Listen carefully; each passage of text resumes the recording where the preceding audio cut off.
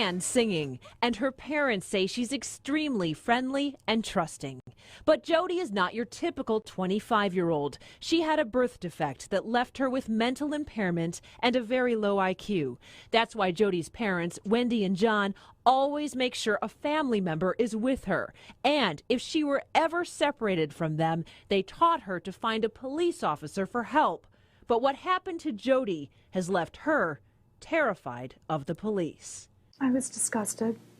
I knew that would affect her for the rest of her life. Jody's nightmare all started with a shopping trip with her grandmother and cousin inside a Livonia Walmart and ended up with Jody being thrown to the ground, handcuffed, and in tears. Walmart store security cameras were watching Jody's every move on a Friday in August of 2012.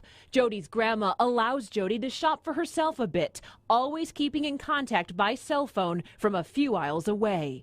After Jody chooses a set of hair ties that cost $3.87, Jody and her grandma check out and head toward the parking lot. But before they can exit the store, two large men approach Jody and accuse her of shoplifting.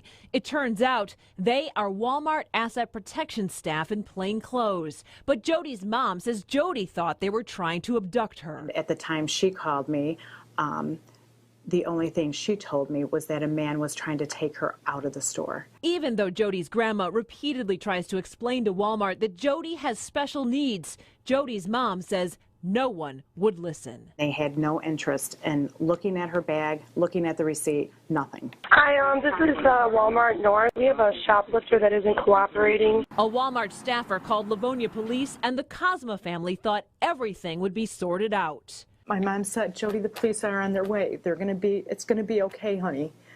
And so the total opposite happened.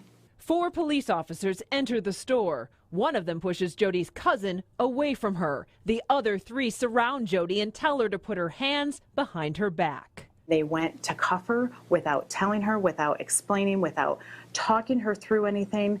And then when she was taught, as we told her, don't touch me, her hands went up and they threw her to the ground and got on top of her. She thought she was going to die. Minutes later, Wendy arrives, but she says a Livonia sergeant won't let her near her daughter, who's now detained in a small room. And I told them that her IQ was very low and that I was her guardian and that it was the equivalent of holding an 8-year-old without representation, and I needed to be by her side.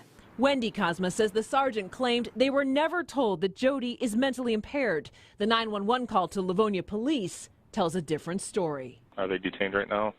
No, we can't detain her, and she's claiming that she's special needs. She's not complying at all. And you did catch that she's special needs, right? Eventually, Wendy is allowed to be with Jody. She shows the officers Jody has nothing hidden on her body, and she says the officers start to realize Jody hasn't stolen hair ties or anything else. This is what we're all about here. Attorney Deborah Gordon says after the Cosmas could not get an apology from Livonia Police or